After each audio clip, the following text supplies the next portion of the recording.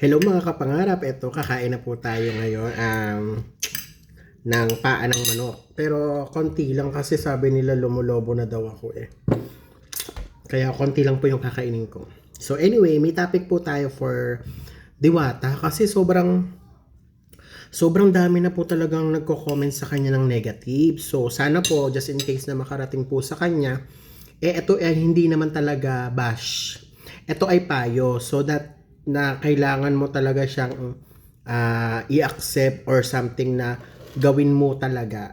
Para sa akin lang naman kasi concern po talaga ako sa iyo kasi tulad ko idol kita, pinuntahan pa talaga kita sa Manila para matikman ko talaga yung kanyang o yung sa yung pares kahit totally talaga hindi ako kumakain ng pares. Alam niya ng pinsan ko si Gemma, alam ng mga kapatid ko yan, mga kaibigan ko, hindi talaga ako kumakain ng pares. So, dahil sa'yo, napakain ako. So, sobrang ano naman yun, di ba?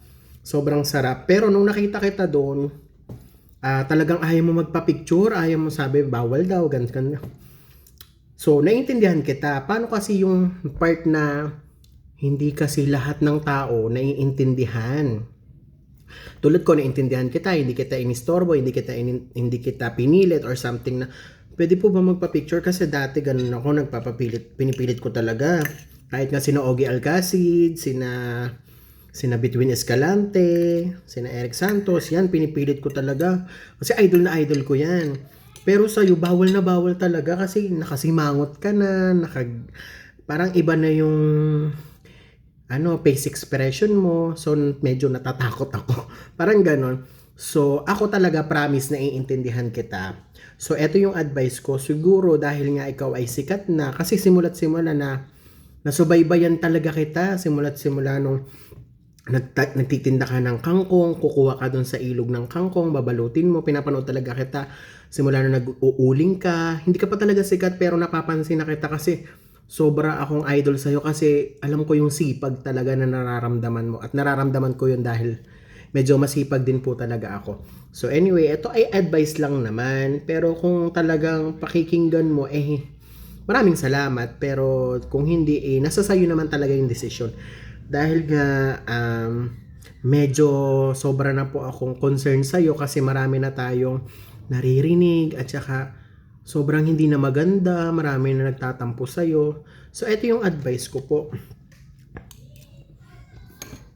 Dahil sikat ka na or something na talagang ano ka na talaga, big artist ka na sa social media at talaga naman dyan ka talaga nag-boom, sumikat, talagang nakilala ka. So, sana po, just in case na haharap tayo sa tao, lalo na sa mga tulad kong mahirap, talaga naman pong kailangan nating talagang i-approach kahit papaano. Hindi natin kailangan sumimangot, hindi mo kailangan sumimangot. Mag-smile ka lang. Hindi yung ayoko magpa-picture, mamaya na magpa-picture. So medyo yung iba hindi talaga naiintindihan yung part na ganun. So ako, naiintindihan ko yung part na yun, kaya hindi kita pinilit. Pero yung iba kasi talaga, hindi tayo maiintindihan. Kasi minsan, pagod talaga tayo, tulad ko yung iba talaga nakakilala sa akin, pag talaga napapagod ako, hindi talaga ako nalabas na, para hindi nila ako makita na nakasimangot. So anyway, para sa'yo, kung gusto mo talaga na tumagal or something na maging maayos yung pag-approach mo sa mga tao or sa mga fans mo, yung mga kumakain dyan, smile ka lang. Smile, good attitude yung pinakamaganda. At saka yung pinakamaganda, yung approachable mo.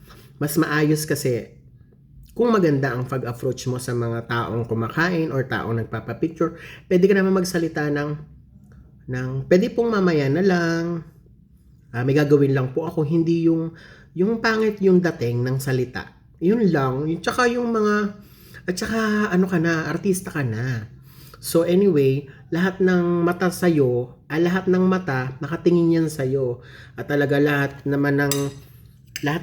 maling nakikita sa'yo na hindi naman nila naiintindihan, sasabihin nila talaga ng pangit yon. At hindi na yon maiintindihan ng iba. So anyway, katulad ko, naiintindihan talaga kita, promise. Hindi kita binabash. Ang gusto ko lang talaga ay maintindihan mo yung ibig sabihin ng ibang tao.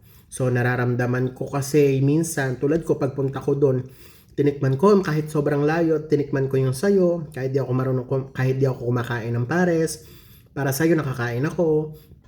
Tapos nung nakita kita doon, bawal ka magpa-picture, ay bawal kang picturean, bawal kang kausapin kasi busy ka. So naintindihan ko 'yon, kaya kahit papaano nakita pa rin kita, kaya masaya ako nung time na 'yon.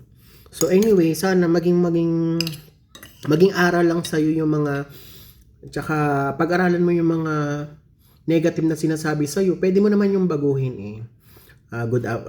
Mag-a-approach ka ng maganda.